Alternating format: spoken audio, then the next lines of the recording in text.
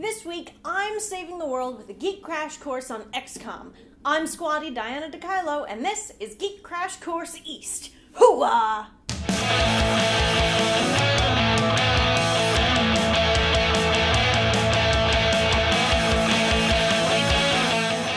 XCOM is a sci-fi game series by Firaxis Games, the developers of the Civilization series, so you know it's good. There have been 9 XCOM games since 1994, with each game better than the last. It's a turn-based combat strategy game with a twist of real-time strategy thrown in. There's also a massive amount of downloadable content available for the series, giving you an incredibly expansive gameplay experience. The XCOM games are generally set in the near future at a time when Earth has recently been invaded by an advanced alien race. A group of countries dubbed the Council of Nations has banded together to create an elite scientific and paramilitary organization called XCOM to combat the technologically superior alien invaders. You, as the commander of XCOM forces, must expand your facility, make tactical decisions for the security of planet Earth, fight, capture, and kill aliens on the ground in combat, analyze and research the aliens' technology, and basically manage the military forces whose job it is to save the world. No pressure. It's a tough job, but someone who has probably paid $19.99 during the Steam summer sale has to do it. The further you get into the game, the harder your decisions become. You must manage worldwide panic by picking which alien attack and abduction sites to send forces to around the globe, and if too many of the world's nations panic, you lose your place on the Council of Nations, you lose planet Earth to the aliens, and you lose the game.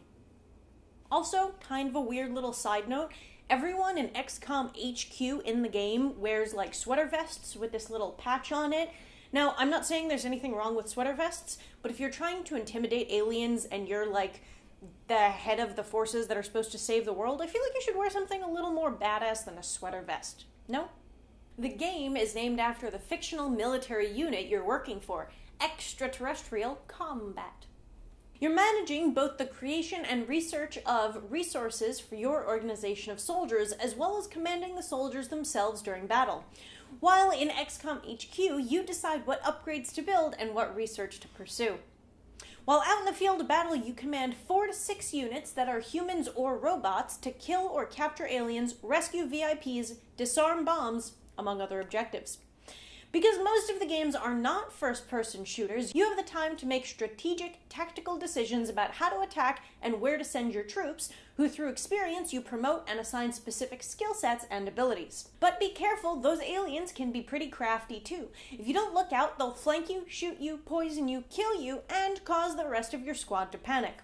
That's not a good day on the battlefield. Your soldiers can have their armor and weapons upgraded depending on the research you pursue back at XCOM HQ. These upgrades, usually using alien tech you've recovered, increase their speed, defense, aim, and willpower. Additionally, each soldier carries an auxiliary item, a grenade, alien stun gun, or medkit, for example. You must strategically assign armor, upgraded weapons, and specific auxiliary items to your soldiers depending on what they need. A sniper, for example, who's far away on a hill likely won't need such robust armor since they generally stay away from the up-close and personal in-your-face action.